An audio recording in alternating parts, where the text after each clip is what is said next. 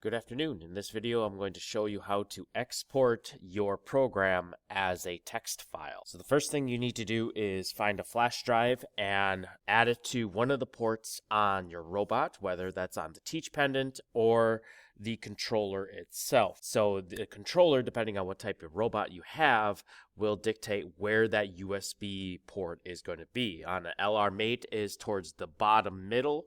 For the A size storage and B size storage, they could be in different places, closer to the top, closer to the bottom. It all depends. Once you added that USB to the port, you may have to format that USB if you've never used it on a FANUC before. Now just remember, when you're formatting, if it's less than 2 gigs, you're going to use the normal format. If it's bigger than 2 gigs, you're going to use the format FAT32.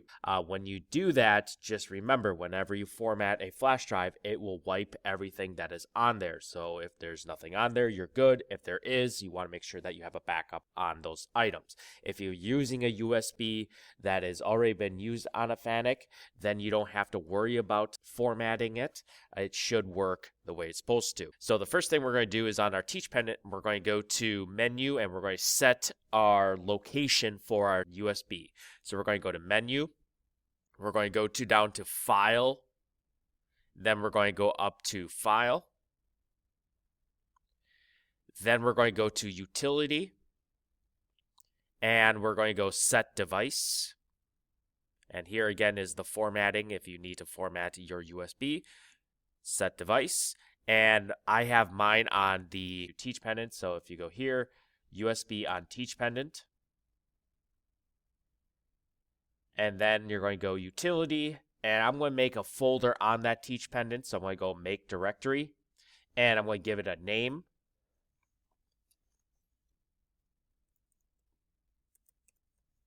So I'm going to give a name of test files. Make sure that there's no spaces in between. There we go. So now I'm on my USB on the Teach Pendant. I have a folder now on that USB called test files, and we're ready to save. Now we can save all our different files from right here, but if you're doing a LS, you're going to have to do it through this select. So we're going to go through select, and here's the main program that I want to copy. So if I go inside that, you'll see here's my program.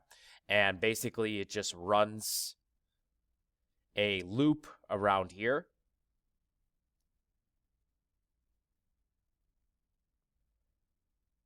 There we go. So I'm going to go back to select. And then I'm going to go to arrow over. And you'll see save as. And then print.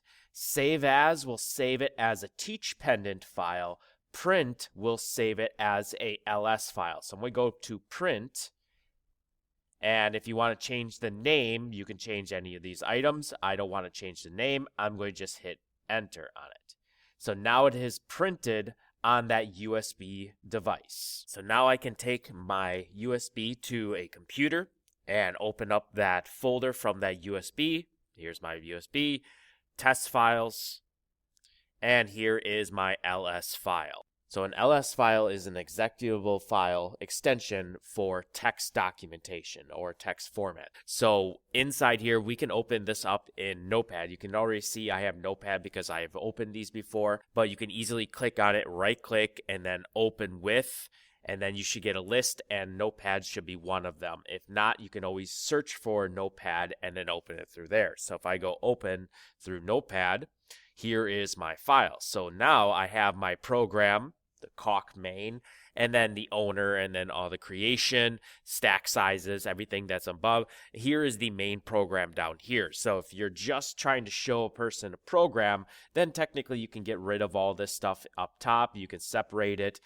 You'll see that on each of the programs we have a semicolon at the end. If you want to get rid of those semicolons, you can easily just highlight it and then go edit and replace with nothing. So I can go replace all. There we go. We got rid of all the semicolons there to clean it up.